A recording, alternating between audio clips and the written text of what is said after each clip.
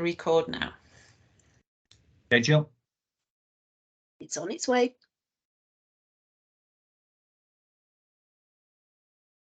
Good to go, Chair. Thanks very much. Good afternoon, everybody, and welcome to the Integrated Care Board meeting held on the 15th of June. Welcome to everybody who's joining us online and guests who've signed in as well. We'll make a start with the agenda and hopefully get through the business in the time we've got allocated to us.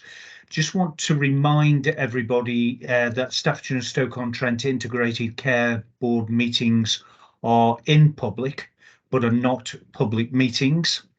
There will be an opportunity at the start of the meeting very shortly to address any questions that we've received in advance of the meeting. And at the end of the meeting, anybody can raise any issues on any item of the agenda that we've discussed today. Just in terms of some general housekeeping, while we go through the meeting, it'd be helpful while presenters are on if all cameras could be switched off. And obviously the microphones as well to improve the sound quality. And if anybody's got a question, please use the raised hand button to indicate to me that you've got a question or a point of clarification that you'd like to make. Just take apologies if we can. And Jill, just before I do that, just to remind everybody that the meeting is being recorded today, and I'm assuming everybody gives consent to that taking place. If you've got any concerns with that, please do let either Tracy Shewan or Jill Hackett know about that. So apologies that we've had for the meeting today are Julie Holder, Non-Executive Director, Paul Brown, our Chief Finance Officer, and Helen, you're representing Paul today, so thank you for doing that and welcome. Chris Eibel, Neil Carr, and we've got Chris Sands. Welcome, Chris, and again, thanks for covering the meeting today for Neil. And John Rouse has had to tender his late apologies for the meeting. So have we any other apologies noted, Jill? Other than Chris Eibel, Chair. Okay, yep, thanks, Jill. I think I referred to that. Just moving into then the leadership compact, if we can. And I just want to reinforce the importance of this document. It's very easy to present documents and then move quickly on. This is a document that we use in all interactions with the ICB in all meetings and indeed the Integrated Care Partnership. And it's used to guide the way that we conduct our business. And we'll return to the compact at the end today just for some reflections in terms of the way that we have transacted that business and that we followed the important principles that are contained in the compact. We are quorate. And just pause for a moment to check that everybody has declared any conflicts of interest on any item that we have on today's agenda. We have the register there for everybody to see, containing everybody's declared conflicts or potential conflicts of interest. So we can move into the minutes of the meeting that was held on the 18th of May. We can go through those for accuracy. Just get those up on the desktop. So page 1, page 2, page 3, page 4, page 5, page 6, page 7, and page 8. So I have two hands up for points of accuracy. Megan, can I take yours first, and then Heather, I'll come to you. Thanks, David. Yeah, I just want to pick up on page 4 of the minutes. It says that I asked a question around mutual aid from external providers, if we received mutual aid from external providers. The question was actually around whether we were doing enough to support patients to take up offers of support from external providers. So if we just get that changed, please. And then if I could just pick up an issue on page 5 as well. Again, it says I ask a question around the freestanding midwifery birth units. The question was actually around home births, not the units. Thanks, Megan. Thank you. Heather? Thank you. Megan's kindly picked up one of mine, so I was going to raise the one about FMBUs as well. But then on page 4, there's just a couple of typos, which I'll highlight to Jill directly. So stuck should be stood, and my initials are in there wrong. But much more importantly, there's reference to the multi-agency safeguarding hubs. That should actually be the Mental Capacity Act Liberty Protection Safeguards. So just to be clear, the MASH hubs have not been stood down. It's the proposals around the Liberty Protection Safeguards that have been paused by Parliament. Okay, thank you, Heather, and thanks, Megan. Really important that we do scrutinise the minutes and make necessary amendments. And again, a really important part of the well-led governance principles for the board that we do go back and make sure that they are accurate. So thanks for that, and thanks, Jill. I'm sure you will make those amendments. In terms of the action log, we have no outstanding actions that have been noted of that we need to deal with today. So we'll move, if we can, into item 6, which is any questions submitted by members of the public in advance of the meeting. And I'm grateful to Mr. Syme, who's submitted, I think, Tracy, 3 questions. And I'd be grateful if we could deal with those now. Okay, Chair, I'll read them out as we have had them sent in. So the first question is around nursing home quality assurance and improvement meeting. Providing dental services to care home residents is highlighted as becoming problematic, and that those who manage to access such are seeing increasing charges for that service. Could a flavour of the problems please be given, and also what is the magnitude of these increasing dental charges? Okay. Do you want me to take them each one at a time? Yes, it might be better if we could do that. So who's picking that one up on dental charges? Heather, thank you. Yeah, I'll kick off, and I'm sure Chris Bird may want to chip in at some point. So just to clarify a few points, this point that was raised at the Nursing Home Quality Assurance Group, we have limited information about it so far, although Chris may have a little bit more. The issues come to us via the Staffordshire Association of Registered Care Providers, so SARP as we all know it. It's been shared with the POD, the Pharmacy, Optometry and Dentistry Regional Delegation Group, and we are expecting further updates to come into the Nursing Home Quality Assurance and Improvement Group and into System Quality Group for continuous monitoring. I can see Chris has put his hand up. We may have a bit more detail behind that. Thanks, Chris. Thanks, Heather. Chris? Yeah, and thank you, Chair. And I'm sure board will recall that when we approved the POD, Pharmacy, Ophthalmology and Dentistry delegations at our meeting in March, we also agreed to a phase 1, phase 2 approach, each which would take a kind of 6-month period. So phase 1 for April through to August would be to really understand the challenges of the operational performance issues that we've inherited, particularly in dentistry, although pharmacy and ophthalmology will be included, but we know that dentistry is where we've got the most acute challenge at the moment. Chief Exec's commissioned a review of dentistry at an individual ICB level. We have received that report now. It's quite extensive and will take us some time to work through it, but we will then, as agreed, use that to inform our phase 2 approach, which is setting out our response to those challenges, which will include nursing home access. Indeed, it will also include access for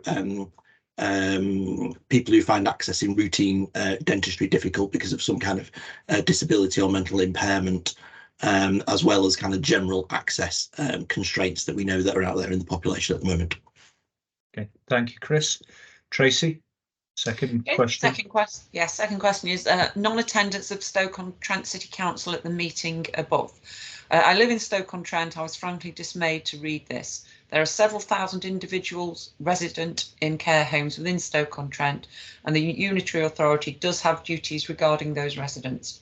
Whilst accepting that Staffordshire County Council were able to provide an update re Stoke City Council's position, it is my view that it should not be for another statutory authority to act as a surrogate for Stoke City Council, vice versa.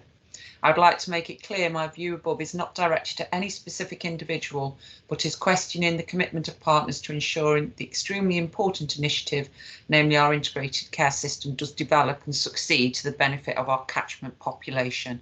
Would any partner present care to comment? Okay, thank you, Tracy. Heather, I think you're able to give a response to this question.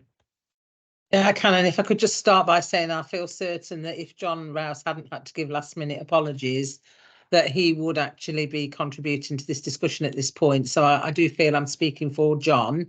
A couple of really important points. The meeting referred to wasn't the Nursing Home Quality Assurance Group.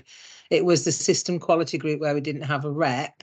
However, we do normally get good attendance from Stoke-on-Trent and from both our local authority partners at these meetings. That aside, and given the fact that there wasn't attendance at this system quality group, John Rouse, I spoke to John yesterday and he has given his absolute commitment to ensuring that there is a rep at this meeting in future, and he's underlined and reinforced his the value he places upon the importance of the system quality group. So I'm confident that will now be resolved.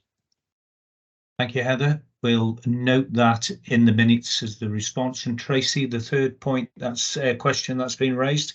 Okay, it's children, young people and maternity. Review of the freestanding birthing units at Lichfield and County have been closed since March 2020. Who will own this review? When is it expected to be finalised? And will the full review be put in the public domain? The ICB is, of course, very aware that the FMBU at County Hospital was developed as a consequence of the Trust Special Administrator's dissolution of Mid-Staffordshire NHSFT, and considerable concerns within the catchment area of the now defunct Trust that there'll be no locally accessible maternity unit. Thanks, Tracy. And Heather. Thank you. I'm going to say it is a hat trick for me today. Thank you. And again, thank you for the question. Just to try and cover all points in that. The issue will be owned by providers, but of course we have a responsibility as an ICB to oversee that review process. To be clear, both providers, that being UHM and UHDB, have indicated to us their strategic intent in relation to the birthing element of those units. So the freestanding unit at County and the freestanding unit at Samuel Johnson in Lichfield, and in relation to home birthing services. We've notified NHS England of their position in terms of that strategic intent, and we will be undertaking a system review change programme following NHS England's usual guidance. We'll review all proposals for the service, and we'll meet with NHS England as part of this. We'll continue all service user and public involvement as part of this approach, and we'll be sharing proposals towards the end of the year. Unfortunately, at the moment, given the complexity of this, there is no clear timeline for that to be completed, but we will keep everybody as informed as we can throughout that process. Great. Thank you very much, Heather. And thank you, Ms. Syme, for the questions that have been posed today, and the responses that have been given will focus in the minutes. There'll be another opportunity, as I said at the beginning, to return to questions on any aspect discussed today at the end of the meeting. If we can move then into item 7, and I'm just going to hand over to Peter to go through some of the detail of the report. But at the beginning of the meeting, I touched on the compact, and I am aware that today is probably John Henderson's last meeting with the ICB. And nod if that's correct, John. I'm assuming that will be the case. And I just want to reinforce John's contribution as Chief Executive of Staffordshire County Council to the development of system working generally, and particularly over the past 12 months, as we've really got the bit between our teeth to take the ICB forward. John, you've always been somebody who, from my interactions with you, have followed the principles that we've got contained within the Compact and Nolan principles. Been an absolute pleasure working with you, and you've been a superb contributor and member of this board and the Integrated Care Partnership, the Chief Executives Forum, addendum. So John, wish you all the very, very best for your retirement. I'm sure you are going to be very busy in retirement with many offers coming your way, but take some time to regroup and recharge, and don't be a stranger and keep in touch. But John, thank you very, very much on behalf of the board for everything you've contributed to Staffordshire and Stoke-on-Trent over your tenure. Well, thanks so much, David, and thanks so much to all colleagues throughout the 8 years. It has been a great pleasure, and what's been great is to see ourselves come through some very difficult times in the pandemic and through winters, etc., and to work more collaboratively as we have done over the years. And I feel, it's a job is never finished. There's still lots and lots to do, but hopefully I'm leaving us in the partnership in as good and better a place than when I started. So thank you very much. Thank you, John.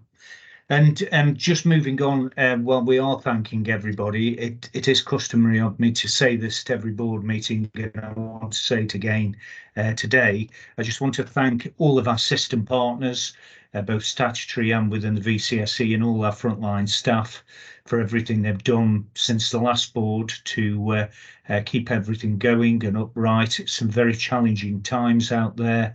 We're all aware of them. So thank you to everybody that's contributed to the maintenance of services in that period. So Peter, can I hand over to you and ask you just to pick out any specific escalations from our report that you want to raise at this meeting?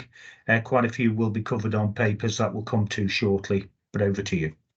Yeah, thank you, David. So firstly, I'd like to echo the thanks to John, do that personally. So huge appreciation for all the work that you've done in the system, John. Just on the board paper then, just a couple of items, if I may. So firstly, industrial action sadly continues. The good news, the silver lining to that, is that we continue to effectively mitigate the issues that presents day in, day out. Of course, the latest iteration of that is the junior doctor strikes that are impacting at this point in time. Elective activity continues to flow, I'm really pleased to say, in urgent and emergency care arrangements, although under a little bit of pressure of late, perhaps slightly more than over recent months, is still in pretty good shape. So thank you to everybody that's been involved in the preparation for that ongoing industrial action and the wider management of flow within the system. So that's point one. The next 2 points are slightly more strategic, as it were. So firstly, I think I may have alluded at the last meeting to a piece of work that we were thinking of embarking on and now have agreed as a system to carry out, which is a medium to long term, quite granular evaluation of our financial clinical workforce position over the next 3 to 5 years. So at present, that exercise isn't happening nationally, so we're not being, if you like, mandated to do that, but we do feel within the system that it's a really important piece of work to do. As much as we have our strategic direction, we have our in-year very granular operating plan.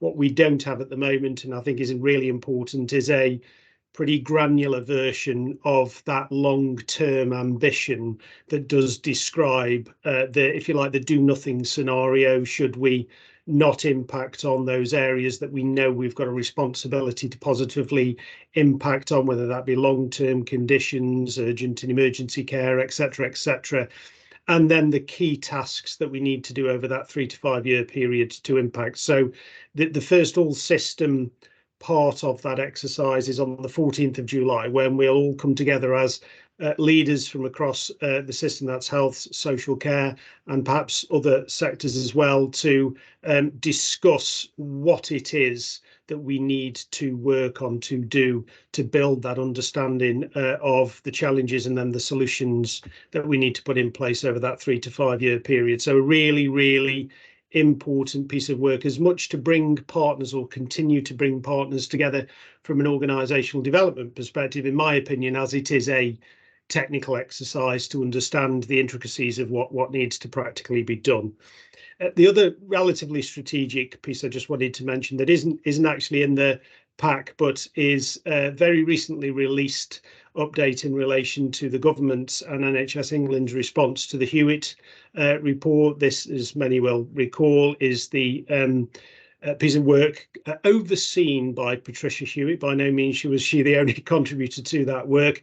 Many individuals, organisations, sectors contributed to that report that was produced a couple of months ago now, and helpfully, I think, the government through the relevant select committee and, as I say, NHS England have published their response to that. And although I haven't read the documents in detail, given how recently they've been published, I did skim read NHS England's response, and towards the latter part of that response, I was really pleased to note, and I'm going to read this out so I don't get it wrong, the importance of stronger emphasis on improvement and transformation. Which is essentially what we're all about, isn't it? So I just thought I would mention that. And as I say, the response provided by both of those bodies to the Hewitt report, which I'm sure we'll be able to take in review and determine next steps from over coming days. I'll stop there, David. Thank you. Thanks very much, Peter. Echo those comments. Any points anyone wants to raise on the Chair or Chief Exec's report? Okay, thank you, colleagues. So we move into item 8, enclosure 6, if we can, a really important document that dovetails into the recent document we received from Stoke, Living My Best Life, a joint strategy for disabled and neurodivergent people in Staffordshire. I'm going to hand over to Chris to take us through this important strategy. Chris. Okay, thank you, Chair. We'll take the paper as read, but there are perhaps just some important points to draw out. So the first is that, as you said, David, implied this is the latest in a series of strategies that have been co-authored by the ICB and local authorities, in this case Staffordshire County Council. It's probably the most wide-ranging strategy that we've produced, probably more errs towards a strategic framework than a strategy in and of itself, given the expansive remit. So the definition for that we've been using as the base for this strategy is per the Equality Act 2010. So anybody with a physical or mental impairment that impacts on their ability to live kind of essentially a normal life. The exact definition within the document, and it also applies on an all-age basis. So children, young people, and adults. With that in mind, the document sets out the prevalence statistics across Staffordshire. So some of those people will be known to us as service providers. Others may not. They'll be living in the community without support. And the strategy goes on to consider the impact that disability may present across 5 kind of common themes, from social life, health and well-being, work, education, people's ability to live at home and in the community. There has been extensive engagement that's detailed in the cover sheet rather than the document itself, which includes, importantly, targeted activity with particular groups in the early part of 2023, and then onwards through particular forums, so including Learning Disability and Autism Partnership Board, OSC, and the Quality and Safety Committee as of yesterday, and I'll circle back to that if I may. That engagement activity has led to the development of a number of strategic outcomes, again detailed in the report: openness, strengthening partnerships, improving communication, enhancing information, and person-centred planning. And all of those are underpinned by a common approach that again is set out. I won't go through them, but things like promoting independence, embracing technology, etc. In terms of getting to this point, as I said, it's been through various different forums, including Quality and Safety Committee yesterday. It was supported at Quality and Safety Committee, although there were a couple of points that were drawn out in debate that are perhaps just worth reflecting on, given the proximity of the committee meeting yesterday. The first was just about the veracity of the data, particularly around the prevalence statistics. One colleague in committee didn't feel like they were cited on the statistics, so we've just gone back overnight and confirmed that the prevalence data is drawn from NHS Digital, from NICE, and from the Office of Health Improvement and Disparities, or OHID for short. So each of those being well established and respected national information sources, but perhaps a bit more work for us to do as part of the delivery plan to share that. Speaking of the delivery plan, that was a point for debate, and I'll come back to that. And then a particular point about engagement with service users or members of the population who may have previously benefited from services but perhaps stepped away from that because of poor experiences or poor outcomes, and how we will re-engage with those people. So next steps, assuming it is approved here today, it will go onwards to Staffordshire County Council Cabinet for final sign-off. There will then be audience-specific versions and more accessible versions produced. Action plan, as I referenced, will be developed and shared by the end of this calendar year, and then onward governance will be through the county-wide Disability Partnership Group, Health and Wellbeing Board, and update reports to Quality and Safety Committee as essentially the sponsoring committee on behalf of the ICB board. I'll pause there. Happy to take questions and comments, Chair.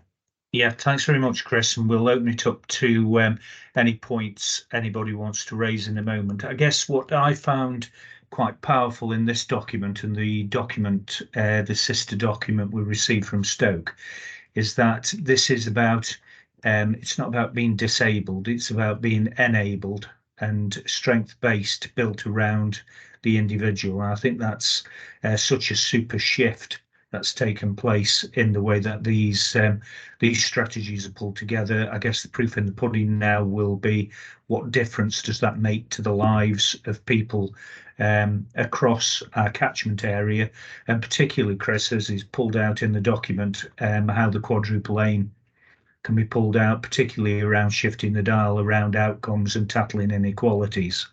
And some of the challenges are contained in there. So just pause and take some questions if we can. Alex? Yeah, thank you, Chair. Chris, thanks for that, and really welcome this. And I think I've probably made some similar comments previously to John Rouse as well, in terms of when we've had this discussion at the board. But I guess my question is, how do we connect into the staff networks on this? I know it's in there somewhere, and I know we're having those similar conversations, but when we're talking about reducing inequalities from an unemployment perspective, they're the very conversations we're having through the staff networks. And often in employment, the disabilities are quite hidden and misunderstood. So huge amounts of learning, lots of lived experience, I think, that we can draw on through the networks. And I think they'd be really, really keen to get engaged in this as a programme of work, both within this strategy, but also within the City Council strategy as well. So an offer there, and I will link across outside of the board to connect that through, Chris, if that's okay. Alex, thanks for that. Great point, and I'm sure Chris will do that, so can ensure the connections between this and other strands of work. Heather. Yeah, thank you. And just wanted to reinforce the positive response it received at Quality Committee yesterday, but just to say that we probably didn't have as much time as we might have liked to have given some of the more positive feedback as part of that. And having led the Transforming Care Partnership for, well, 4 or 5 years at one stage, and tried to manage the consequences of not having these services in place for some individuals, I just really wanted to underline how welcome this is and how keen we are to see it transferring into an action plan that then can be implemented across the system. Thanks, Heather. So everybody else happy to endorse the document today? And I just think moving forward, as this does develop and get embedded, Peter, this may be something that we'd want to consider for the next round of presentations at an integrated care partnership meeting in due course, linking Stoke and Staffordshire together and the work across the piece. would be quite powerful. And again, linking into the points that Alex made. Yes, David. I think the linkage across the entire system is a relevant one to making the ICP forum obviously is a suitable way to enable that, given the fact that it's a broad church of members from right across the system. So absolutely, yeah. Thanks, Peter. Okay, so we approve and endorse the document and look forward to seeing the delivery action plan move forward in due course. So moving into system oversight and governance, it takes us into item 9 and closure 7. And Heather, that's the quality and safety report. If you can take us through the introduction to that, please. I will indeed, and as usual, I will take it that everybody's read the report. It's a slightly smaller report. We didn't have a quality and safety committee this month, but as you've heard in the questions from Mr. Syme earlier, we did go through the usual business at the system quality group, and this report is extracted from that. Just a couple of things, as always, that have either moved on or happened since the report was produced. So just to highlight from a CQC point of view, there's a lot of activity at the moment, as I think everybody knows. MPFT, we've referred to the warning notice.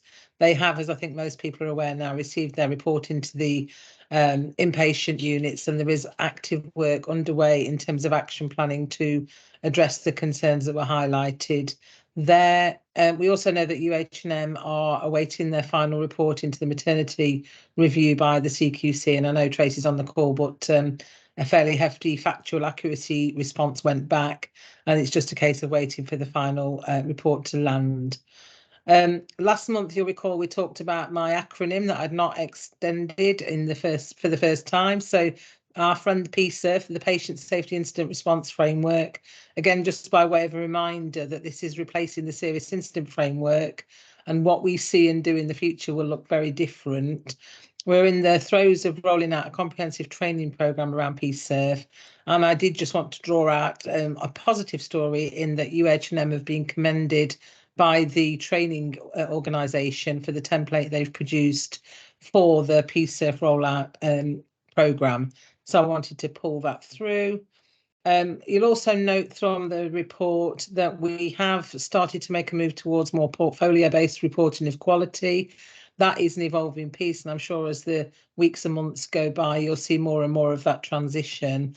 And then finally, I just wanted to draw out, because we don't always get opportunity to do this, the strong links that we've established through quality with the Health Watch partners from both sides, both Staffordshire and Stoke-on-Trent.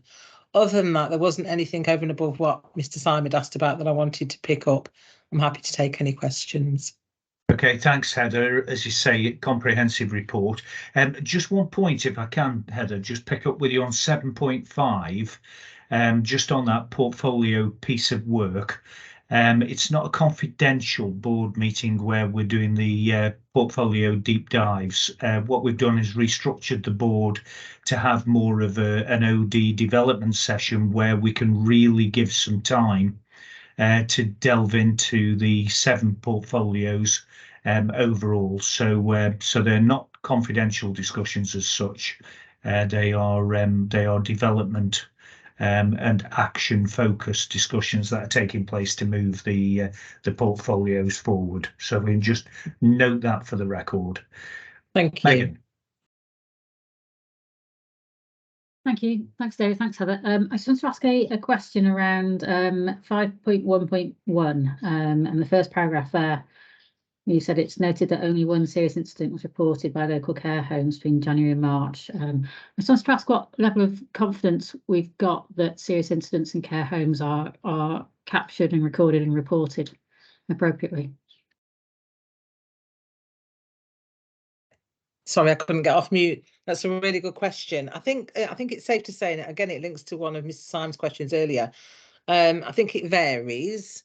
And of course, how we go forward with the implementation of PSIRF will move us away again. So we're going to be in a different place come the autumn of this year when PSIRF is implemented and the old SI framework is no more.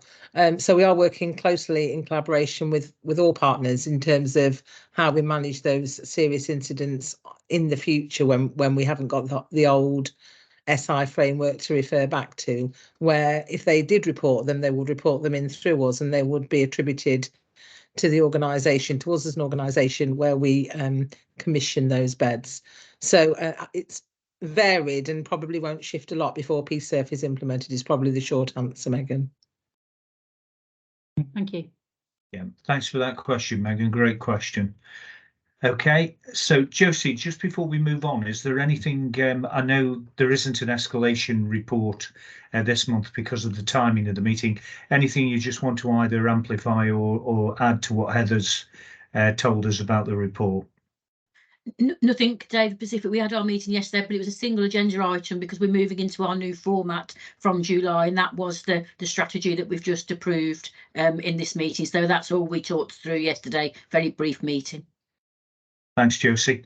Okay, everybody else happy to receive the report? So the recommendations are we'll receive the report and seek clarification as we've done, and be assured in relation to the key quality assurance and patient safety activity undertaken in respect of matters relevant to all parts of the integrated care system.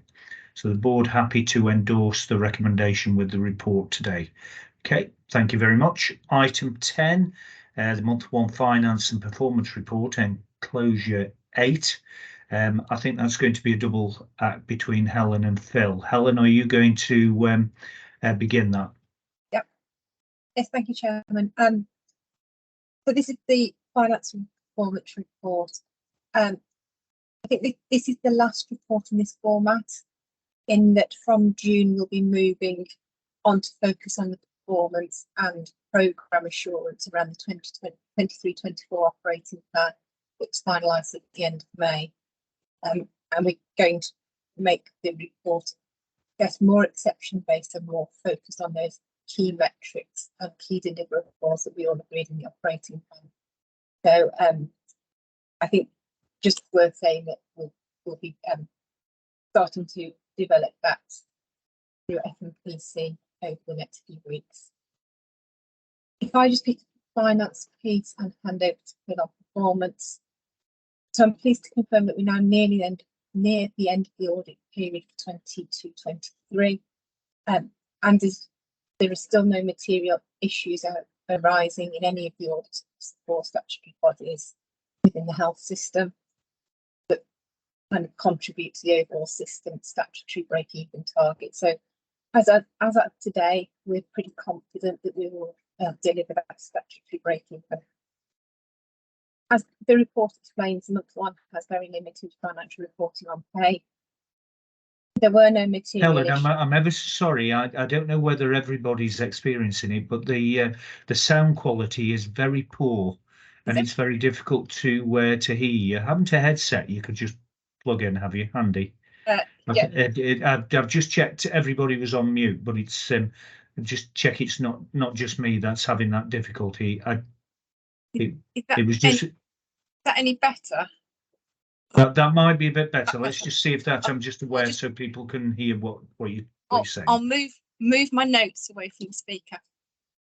So I say month one, as the report says, very limited reporting on pay, but we're pleased to say there were no material issues. But I would remind the board that our big risks and pressures sit within really the non-pay aspects of the finances, so CHC prescribing, and obviously the delivery of our large efficiency programme.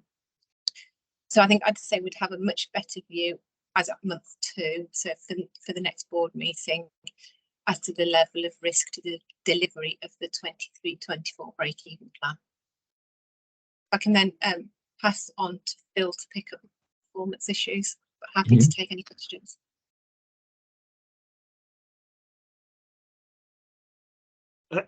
David, you're on mute. Yeah, fell foul of my own comments there. Thank you, Peter. Yeah, we'll pick up any comments when Phil's contributed that. Thank you, Helen. Yeah. Phil. Okay, thank you, Chair. So I'll just add some flavour to both urgent and emergency care and planned care in terms of adding to what's set out within the reports attached. So for urgent and emergency care, we remain in tier 2, which is essentially regional escalation for urgent and emergency care factors, including ambulance handover delays and delivery of other statutory targets in relation to UEC. I would say that certainly during May, we've had pockets of challenges, and over the last week with industrial action, it has been a challenging position for us to manage, particularly with an increase in trauma demand. However, the overall message from me this month is one of a very much improving picture. We're now seeing 4-hour performance meet the regional averages. That's by no means resting on our laurels, because we know we have a way to go to meet the planning targets for the year, but it is comforting to know that we are improving in that space. Also, our lost ambulance hours have continued to reduce, and a sustained reduction compared to peers and our previous performance. We've seen reductions in the use of corridor care, which I think is a real positive, and we've seen much stronger discharge profiles in recent weeks. And certainly I would comment that system partners have worked really well together to manage de-escalation from periods of surge that we've seen that previously we might have struggled to bounce back from as quickly. We have a UEC detailed improvement plan going to UEC board next week, which will then go on to F&P committee, and that really sets out the challenge for all parts of the system in terms of the contributing factors and roles that everyone plays around urgent and emergency care. So ensuring that patients are cared for in the right setting, particularly with an emphasis on those who are frail and those who are end of life. Ensuring that our hospital and community processes run well, and also ensuring that we're conducting discharges from care in a timely and appropriate way. Just a quick note around winter, which is hard to imagine today, but we're very much looking ahead to winter now and looking at what our capacity plans will look like, building on the learning from last year, and also keeping a very close eye on surveillance data from other parts of the world. So, for example, this week we've seen data from Australia suggesting that they have once again seen an early and rather high flu peak. So that is going to be absolutely important to play into our own preparations. So we'll keep monitoring those and obviously take the surge plan through the appropriate forums and bring it back to this board either in September or October, I would imagine. If I just briefly touch on planned care, so UH&M remain in Tier 1, which is national oversight for planned care, as I've previously updated, continue to be in a challenged position in terms of recovery, although there are some green shoots here. Particularly we've seen improving activity levels across the last month across day case and inpatient settings, and we've had a number of additional capacity schemes that have come online and are impacting.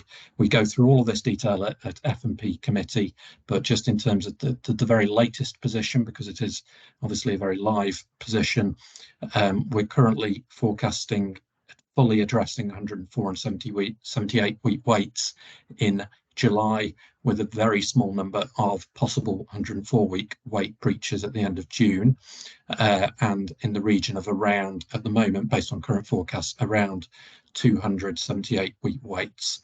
As I say, very much a live position. The June position has been negatively impacted by industrial action, both in terms of work that has not been booked and also work that has been stood down, and we're closely working together as a system in terms of additional schemes that will further improve the position that I've reported. As part of our Tier 1 oversight and support, we've had some really good input from national teams, particularly those from the Getting It Right First Time GIRF team. Professor Tim Briggs visited at the end of May, and as a result of his support and looking particularly at orthopaedics, we've been able to realise some significant benefits in terms of productivity of theatre lists within orthopaedics. So, for example, we're looking to put an extra 40 patients this month through based on the principles that he's worked with us on. We're also looking at reallocating theatre lists to ensure that our theatre capacity is focused around long waiting specialties, seen significant movement there and further opportunity. And also pleased to report we've had some good engagement from the local independent sector, and we've now had 43 of our very longest waiters move over to Nuffield, and we're currently reviewing further cohorts and recognise the important role that the independent sector will play during the rest of the year in terms of supporting us on the road to recovery.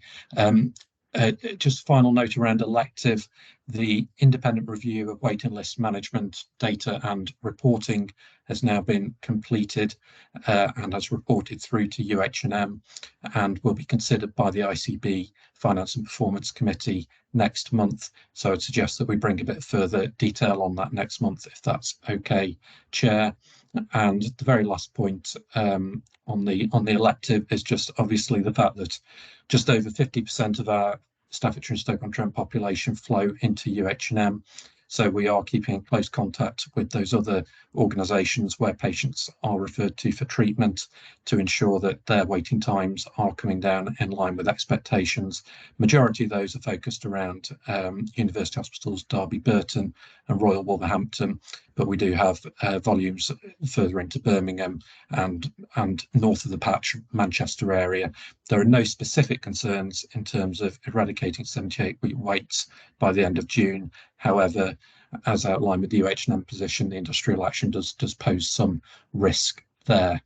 And just very briefly to touch on cancer backlogs, because these have increased over the last couple of months. Latest data shows total backlogs, 62-day backlog waiting for treatment is 542. Well over half of this is focused around endoscopy capacity and the need for us to be able to address backlogs there.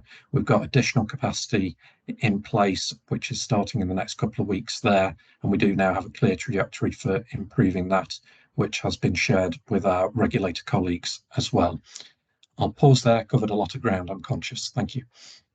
Yeah, Phil, thank you very much for that, and Helen. Phil, really important that you've gone through that, I think, in the detail that you have to bring the report to life. And, you know, what I took from that is that there's a lot of joint work going on between the ICB providers and regulators to really get behind some of these issues.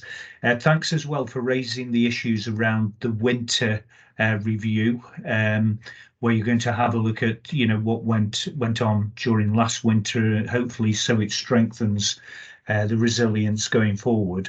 It would be good to probably get that back to the board just in terms of summary before September to get a feel for, you know, what that learning showed and what the system is doing, and particularly on the back of what you said about Australia and just some of the you know, the emerging trends and themes. So we've got a grip on that. So really comprehensive report. So just pause there if colleagues have got questions for Helen and Phil on any aspect. And Megan, just while we're doing that, from the finance and performance perspective, I know you've got a laser-like focus on these issues. Is there anything you want to add to anything that Helen or Phil has raised on your behalf? Thank you. Do you want me to pick up my committee report? Yeah, it'd be useful if we did that. Yeah. Okay, thank you. So the committee reports board is on page 256. There are just two things that I wanted to pick up. Obviously, we have a good discussion, detailed discussion around all the issues which Phil has outlined at board today. In particular, I wanted to mention the risk around de-escalation of winter schemes. So when talking about next winter, actually, we've still got schemes in place from last winter, which are outside of the financial plan.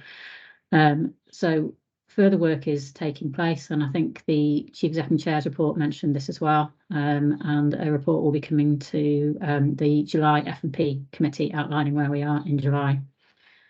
The other thing I wanted to raise briefly was just to let people know that a lot of work is taking place across the system with the County Council and Stoke City Council around the Better Care Fund submission.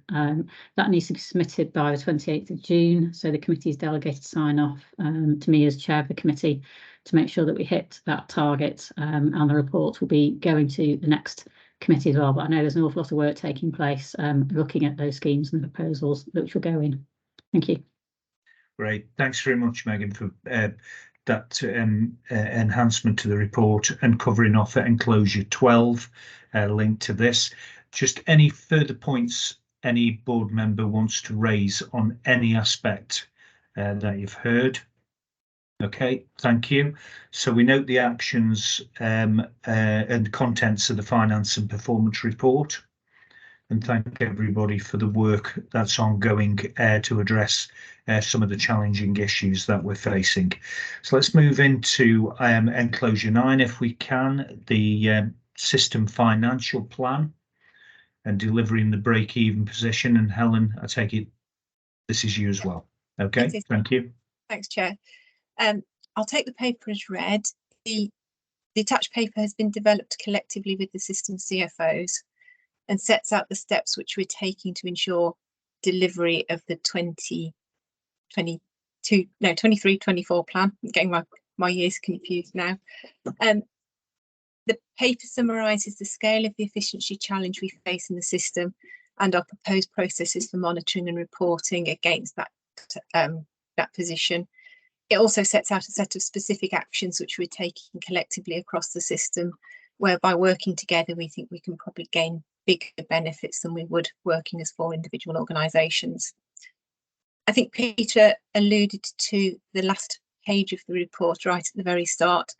So we're already thinking about 24-25 and that work starting in July, on the 14th of July. So there's a diagram at the back which really sets out that planning process.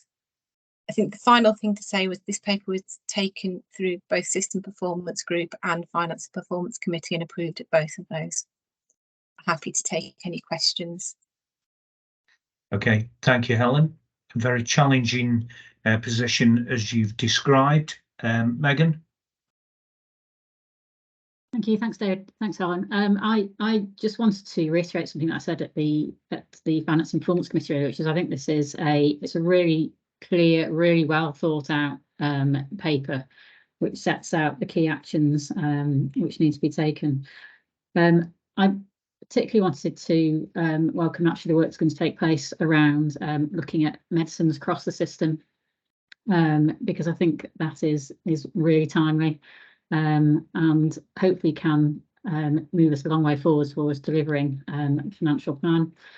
And also the spend and opportunities around digital and estates. And I think it's really important that we move rapidly around digital and estates to realise some of those opportunities that are there. Thank you. Thanks very much, Megan. Really key points there. And Paul and other colleagues, I'm sure the medicine management issue is foremost on the work plan. It's something that we know can yield efficiencies going forward. So the report, presumably, Helen, on this will come back on a regular basis through F&P to make sure that we're on trajectory to deliver what is the challenging plan that we've set out in this break-even plan. Yeah. Yeah, that's right. So I spoke earlier about the revision to the Finance and Performance report. We intend to have a specific kind of Appendix 3 to that report, which will cover the delivery of the financial savings. So actually a far more comprehensive report on the delivery of that £181 million worth of savings across the system. Great. Okay, thank you, Helen. Okay, so everybody happy with the report to receive that and note the actions and proposals agreed by the CFOs and CEOs and proposed to the System Finance and Performance Committee to support the delivery of the plan and address the long-term financial challenge. Everybody happy with the recommendation in the report? And Helen, just back through Paul to thank everybody for the work, as Megan's described, going on here, because I know the CFOs right across the system have actually really come together and galvanised a common purpose behind this process, which will help greatly with the challenges we face. So thank you for that.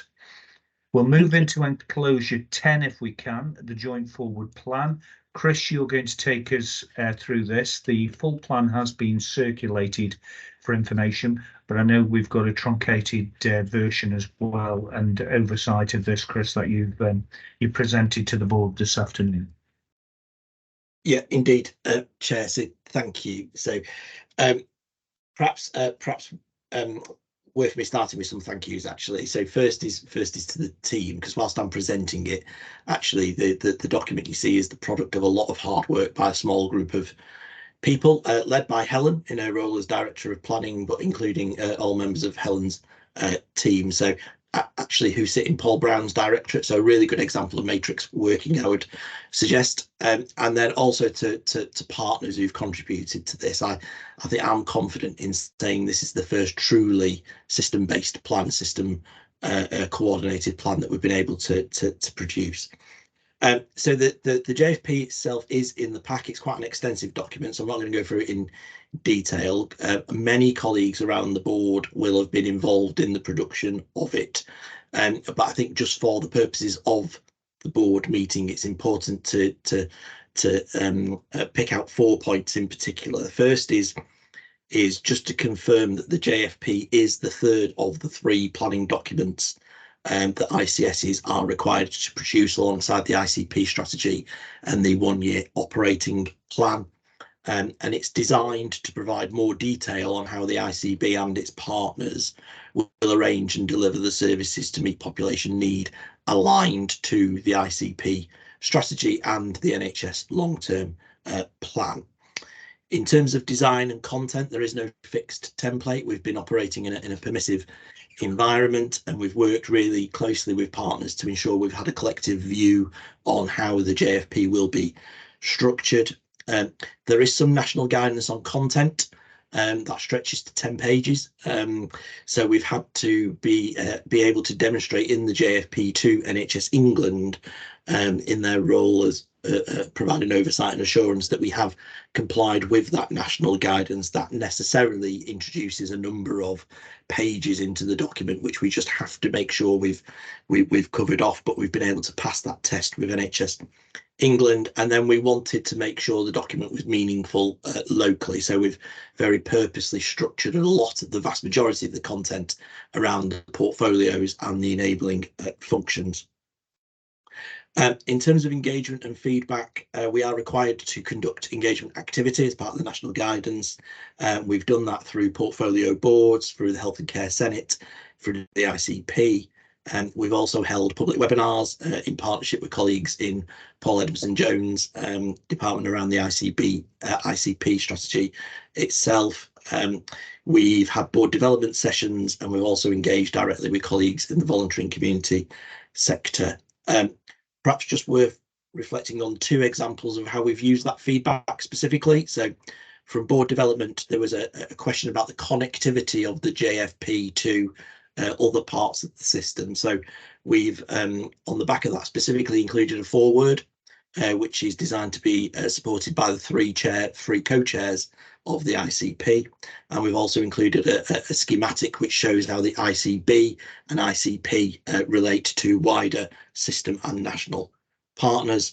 And on reflection from the conversation with colleagues in the voluntary and community sector, we've included a number of case studies which we think better illustrate some of the changes we're articulating at perhaps a bit more of a conceptual level in the document.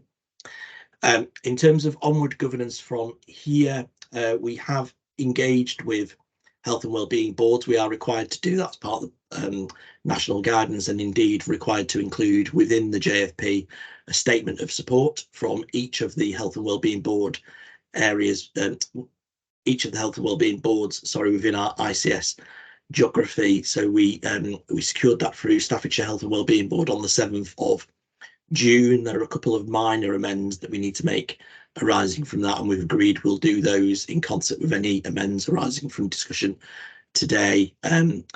Stoke-on-Trent Health and Wellbeing Board didn't meet as planned on the 7th of June, given the change in administration, and we've been working with NHS England to agree an approach to that, and that's resulted in us working directly with the Director of Public Health at Stoke-on-Trent City Council, who will give us an officer statement as opposed to a Health and Wellbeing Board statement about the alignment to the joint health and wellbeing strategy. And then we have agreed a introductory session with the new Health and Wellbeing Board in Stoke for later in August. But as I say, all of that has been agreed in concert with NHS England.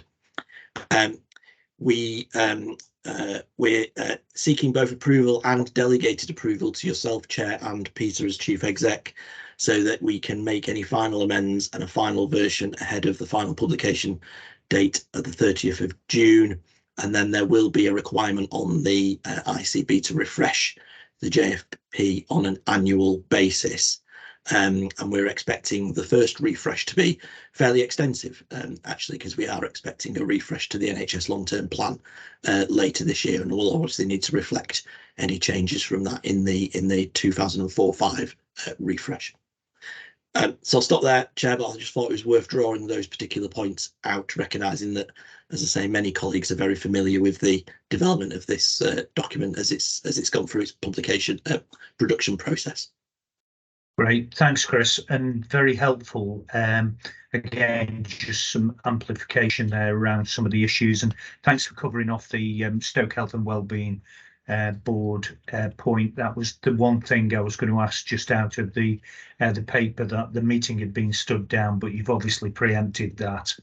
And presumably we will get sign-off from the ICP chairs at the start of the introduction to this. It'll be signed off by all three. That's indeed the proposition. I think that the approach is to secure the support from the health and wellbeing boards in the first instance, which then will give greater confidence to the two ICP co-chairs by yourself, because they'll obviously be linking in with their respective colleagues at the local authority. Great, thanks, Chris. Peter? Yeah, thank you, Chair. So firstly, thank you to, a second thank you to Helen and the team for conducting a really inclusive exercise, in my opinion, in terms of pulling in views and thoughts, whether that be the voluntary sector, as Chris mentioned, or other parties. Hopefully that means that this document is now familiar to people, at least in part, in terms of the contributions that they've made. Second point is, I love the structure from the perspective of it's our structure, isn't it? It's portfolios and enabling functions, and now hopefully everyone is very familiar with that. That's how we do our business. So great that we've all orientated the work around our world, our structure. And then the third point I want to make is it's a relatively small part of the document. So I have it open in front of me. That's why I'm looking away from the screen briefly. On page 114, we refer to place and neighbourhood development, and I think the neighbourhood element of that section is perhaps one of the most important, if not the most important, next phase of our journey. We've created a clinically orientated narrative around our 7 portfolios, which is fantastic. I think it's a significant step on from where we were before, and it's created cohesion across the system for those 7 really important agendas. I wouldn't say we've lost, but what we have the opportunity to improve on is our neighbourhood conversations and narrative. That's those really close to the population discussions about needs on a holistic basis, transcending organisations, transcending portfolios, etc., whether that be at district or borough level, or the city orientate themselves around, I think, 4 localities. Chatting to this yesterday, chatted to John yesterday about this, John Rouse. So I think we've got the opportunity at that circa 12 or so neighbourhood level footprints to have really thorough holistic conversations with the local population, orientated around an outcomes framework perhaps for each area. So although it's a really small part of this document and perhaps embryonic at this stage, I think that has huge potential to be the next significant strategic phase of our systems evolution. So I thought it was important just to bring that out in the moment, David. Yeah, I note that, Peter, in terms of future development, because that does bring the document to life. And Chris, I think the other thing you said, which was pretty important, is that obviously this is not a stagnant document, it's dynamic. And, you know, the refresh that you referred to will give us the opportunity of really revisiting this and getting underneath it in 12 months' time and bringing it back to the board, which is really important. So for today, if there's no further questions that anybody wants to raise with this. The recommendations are that we approve the final draft of the joint forward plan with the caveat that a fully designed document will be developed by the 30th of June publication date, that we agree delegated approval to the ICB Chair and Chief Executive to sign off the document on behalf of the system by the 30th of June, allowing for any final feedback from the Health and Wellbeing Boards. So the board happy to endorse the recommendation. Thank you very much, and well done, Chris, Helen, and everybody else that's had input into this. A really extensive piece of work and puts us in a good place. So thank you. If we can then move into item 13, enclosure 11. Another good read actually in the papers today, the People, Culture and Inclusion annual report. And I'm going to hand over to Alex, and I'm sure Showkat as well, to just introduce this, and then we'll open it up for any comments that the board has. Alex. Thanks very much, Chair, and Mish is also with us today to sort of jointly present this item. But before we get into that, I'm going to default to Showkat as Chair of PCI Committee to introduce us. Thanks. Showkat. Thank you. Thank you, Alex, and thank you, Mish, in terms of the work that's gone into this. The only thing I really wanted to say, you'll see from the report itself that there's been a lot of work and activity that has taken place, and it's been an absolute pleasure in terms of chairing this particular committee. I think we are all aware within our own respective organisations the huge challenge around workforce and the whole EDI agenda as well. And in particular, trying to, over the last year, trying to bring some of those things together. And I really want to thank, from a systems partnership point of view, the way everybody has come together and embraced this issue, not seen it as an individual isolated problem or challenge within their own respective organisation, but as a system challenge, and work together to try and bring some of the work together. You'll see from the report there's huge amounts of really good activity that has taken place. We're not complacent in terms of what we need to do going forward and some of those challenges, but you'll see there's been some really, really good work that has already happened, and that's as a direct result of all those all the different partner organisations coming together and addressing this collectively. And we've had some really good case studies as well, some stories and examples which have showcased some of the really good work and activity that has been taking place. And we're trying to schedule a board deep dive in as quickly as possible, because we know some of this there's a national challenge there, and we really need to have that discussion probably sooner rather than later around workforce planning and some of the workforce initiatives that we're carrying out. So we are going to try and accelerate that deep dive discussion and have it sooner. But at that point, I'll stop and I'll hand over to Alex and Mish to give you some of the headlines and some of the detail. Thank you. Thanks very much for that, Showkat. And I think as Showkat's already articulated, this has already been through our People, Culture and Inclusion Committee. It's a bit of a labour of love of all partners, and you'll see at the back of the report partners cited in there, and actually a number of partners taking lead roles within this. So this is by no means our work. This is the work of the system collaborating together to deliver this, which really has come to the fore in the last couple of years, particularly out of the back of COVID. So before I hand to Mish to just go through some of the achievements, we'll take the report as read. You'll remember last year we brought forward our refreshed people plan, our strategy for the system, and you'll see within the report what we're trying to deliver is across the 10 domains of the ICB people function. So obviously we've now got a statutory function in this space, and we alluded previously, one of the key differences I think for us is that whole programme of work about reducing inequalities, particularly through employment, and you'll see that hopefully peppered throughout the document, particularly in terms of our outreach work and our work with schools, but Mish will probably highlight that as she goes through. Also over the last year, you'll see in the report our revised governance arrangements, loads of work around the committee, our purpose, and everything that hangs off that to deliver this agenda as well. At the back of the document, what you'll also see is an outline of our collaborative approach. We've sort of got 6 buckets of work, each headed up by an SRO lead within the system, and we want to develop that even further. What we've got sort of running alongside some of this is a national programme of work around delivering people services at scale, which links into this, but also links into Helen Dempsey's item on the financial picture, but also how do we do things differently at scale and transform from a people services perspective. So we're also doing that work alongside.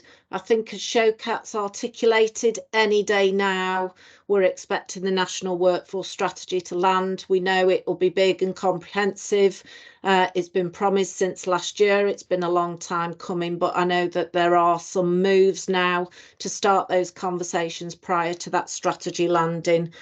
We keep being promised it every month and then it doesn't quite materialise, but it should be coming. And so for us, one of our key roles and functions in the system is that whole workforce planning piece. And I think, Peter, you already articulated at the beginning that piece of work for us to really articulate our future workforce, what that looks like and how do we transform in that space. So with that little sort of scene setting and intro, I will hand to Mish to talk about some of the meat of what we've done over the last year and some of the achievements. Thank you, Mish. Thank you. And really, all of our work that we've done has been with 3 things in mind. So collaboration, true collaboration between our partners, compassion, both in terms of the organisations that we're working with, for our staff, for our patients and the clients that we serve, and then commitment to the long term. As we know, we're in a financially challenged position, as all of the NHS and social care are. So our workforce transformation as we go forward will have a massive focus on productivity. But I think we can be proud to say that looking at the schemes that we have achieved and that we continue to develop, we have always had that in our forward view. We've always worked in that way. So I've shared the screen. You can see the achievements, which summarises really a very large document, and apologies for that. But there have been some really significant achievements over the last year that we have achieved together. In terms of picking out some of the highlights, we won a number of awards for our partnership working within primary care, our digital achievements around virtual work experience. We're actually up for 2 HSJs next week as well in the digital space. We won the apprenticeship award as well nationally, so really pleased about that. The work that I really want to focus on though, to talk to you about today, is around our outreach work and how that's evolved. So last year we started a programme working with the Arab community that were in Staffordshire, so those individuals that were refugees and housed locally with us.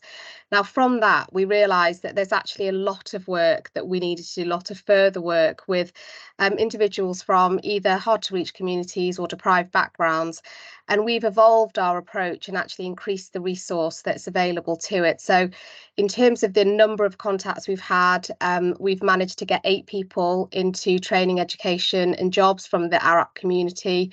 We've managed to have 2 Ukrainian medical members of staff that actually are placed here working at UH&M, working as clinical observational posts, and hopefully, you know, one day actually becoming part of our medical workforce, and we'll support them through that.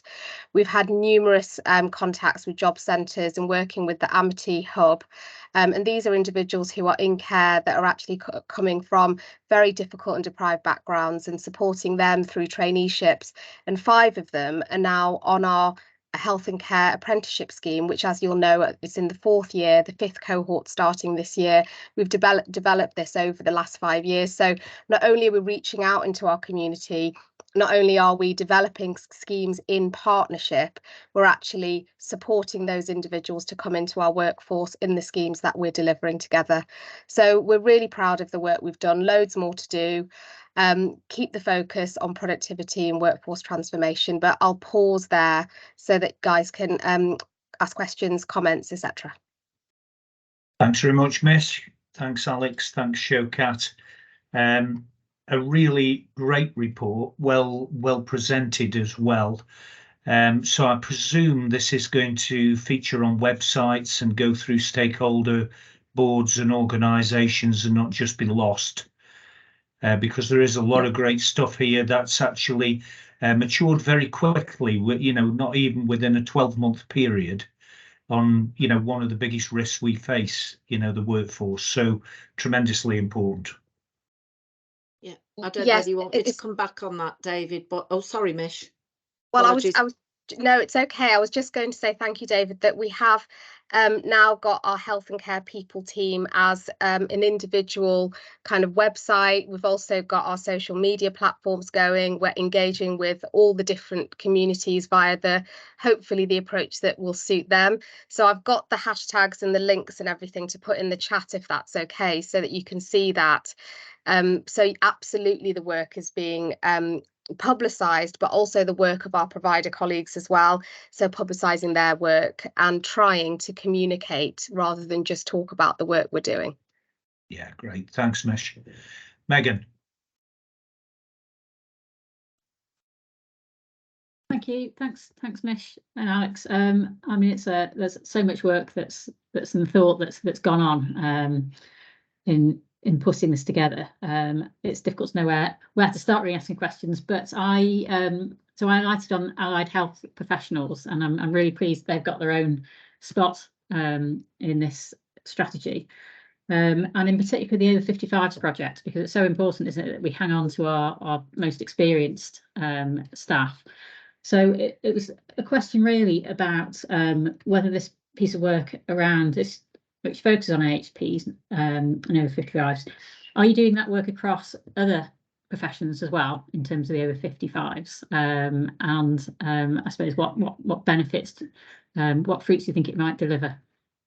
Yeah, but a really timely question actually. Mish might want to come in because we had our people delivery group, well, we're calling it our collaborative now, and this was the very discussion we had yesterday, Megan, in terms of the AHP Council being really active in this space. So we're working very closely with the council. They're part of all of our groups, and a big piece of work around planning around AHPs, because often they're the workforce that gets lost because they're in smaller numbers. So there's some national money particularly that's coming down to us to focus on this, to allow us to focus on it, but equally we've got a wider programme of work around retention that we're leading across the system in partnership with all of our providers, where we're focusing on things like retire and return. Obviously you'll see in the report we've got things like our reservist model, but actually how are we focusing in on those professional groups that are smaller in number but nevertheless very significant in terms of our workforce from a skills perspective. So yes, it's a very active programme of work, and the funding that we're getting from nationally should allow us to do even more in that space through the council and through the work that they're doing. But Mish, do you want to add anything else to what we've said? You've covered it, but only to say that we are working, as for an example, with nursing colleagues. So Anne-Marie Riley from UH&M is leading up our clinical education group. So there's very specific pieces of work in there for individuals who are coming to the end of their career, and what can we do to kind of encourage them to either stay or to take a different role, supporting, mentoring, training, developing their kind of colleagues in the teams. So yes, lots of work going on in this space. Thank you. Great to hear that that's going through the professional leads as well to drive that forward. So yeah. Great. Thanks for that, Mish, Alex. Jack. Thank you, Chair.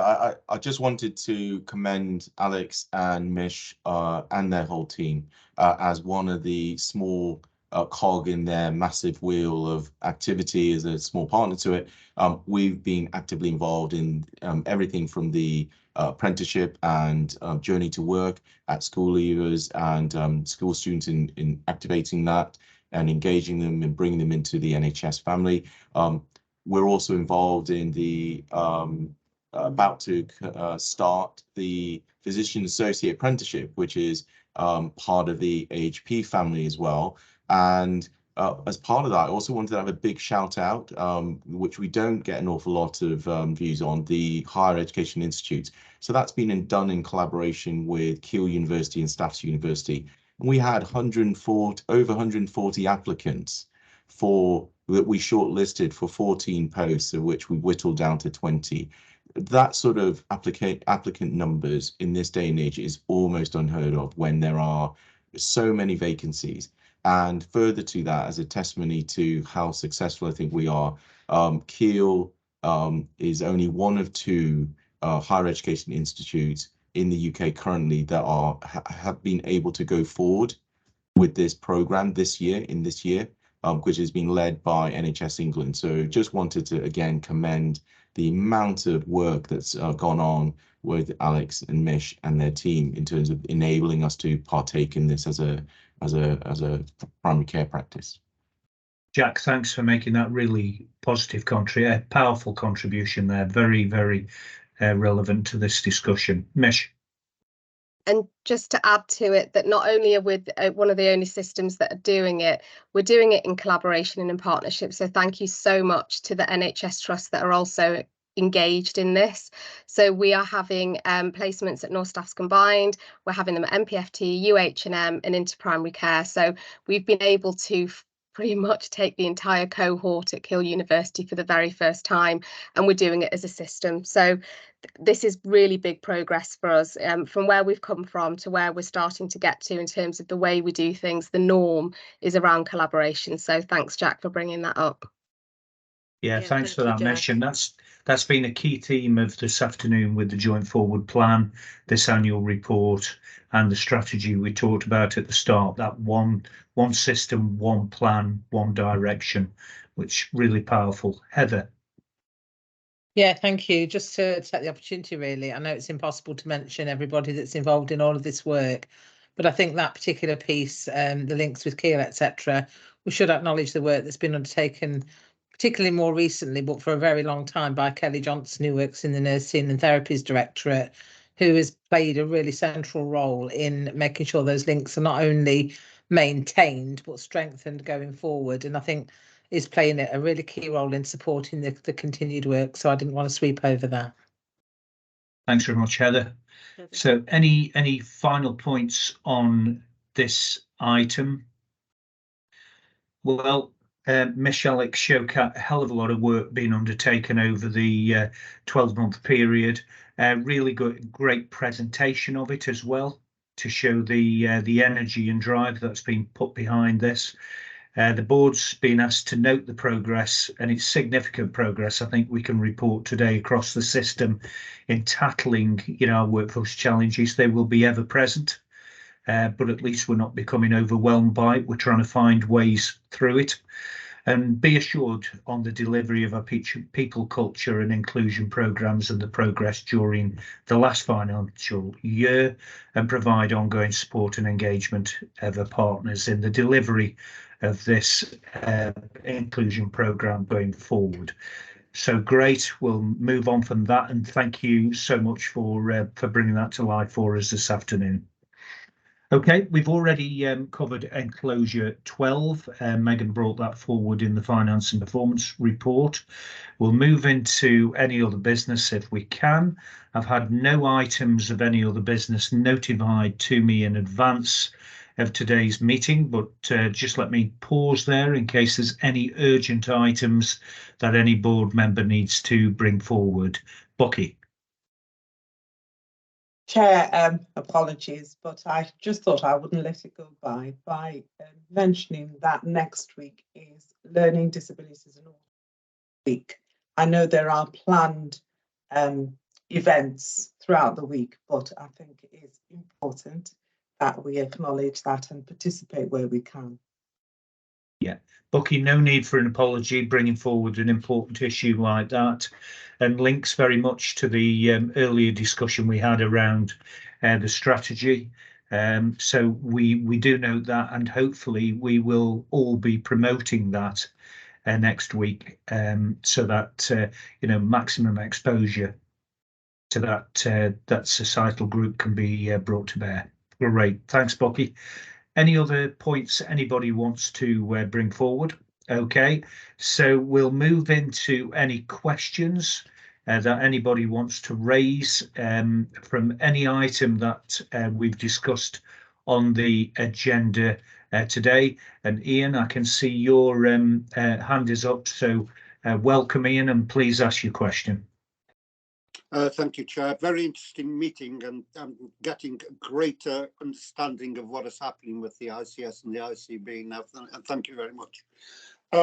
Quickly, 3 points or questions. Your report, Chairs and CEO reports, this development of a single strategy to reduce alcohol harm. That's very welcome. But I've always understood drug and alcohol services go hand in hand. What about the drug services and the strategy? Where does that sit within the ICS? Okay, thanks, Ian. Paul, I don't know whether you want to respond to that. Certainly we can respond in terms of the ICP discussion and Ben Adams' input leading the strategy. But over to you, Paul, just to respond to Ian. Thank you, Chair. Ian, just very quickly, and I can talk to you outside if that helps. Ben Adams, Police, Fire and Crime Commissioner, is leading a partnership board at the moment that is looking at a 10-year drug strategy, substance misuse strategy.